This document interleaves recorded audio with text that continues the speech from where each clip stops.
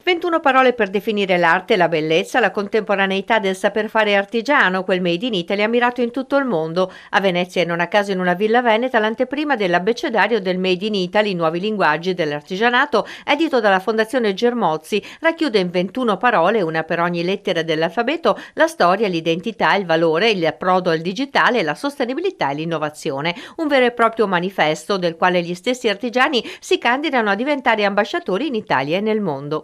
Sulla falsariga dei sillabari di Parise dell'82 e quindi cercare un numero di parole, appunto 21 per ogni lettera dell'alfabeto, che secondo noi fossero indicative e che potessero essere raccontate in maniera non banale. Questa raccolta di 21 vocaboli che vengono rapportati a quelli che sono i valori del mondo artigianale, al significato il più interno, il più profondo, fino al saper fare, a quello che è il lavoro del costruire artigiano. La Villa Veneta e Venezia, con la sua storia di arte e commercio, sono state elette a luogo ideale per evidenziare anche le radici culturali del sapere artigiano.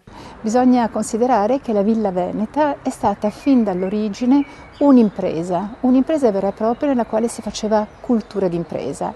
Si faceva cultura d'impresa a partire dal genius loci. Il genius loci è quello spirito, no? È quello spirito e l'essenza di un luogo stesso.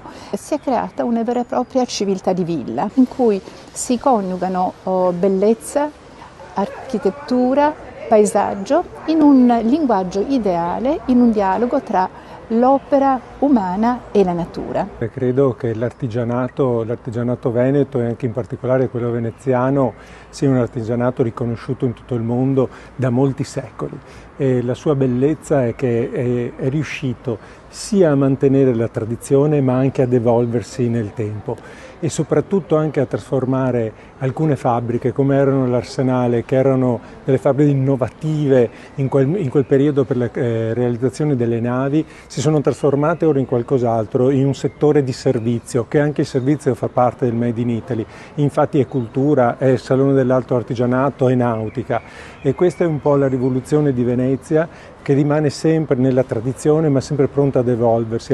Una parola non scontata ha colpito tutti in particolare.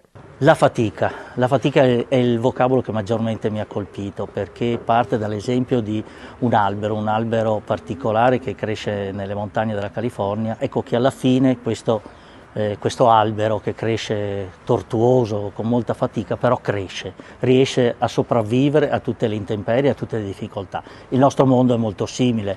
È una parola semplice ma anche vera e cruda, che però spesso non è presente nelle narrazioni del Made in Italy, dove si cerca di dare un'immagine molto luminosa, molto felice e pacata, come in qualche modo se la realtà del lavoro fosse un letto di rose.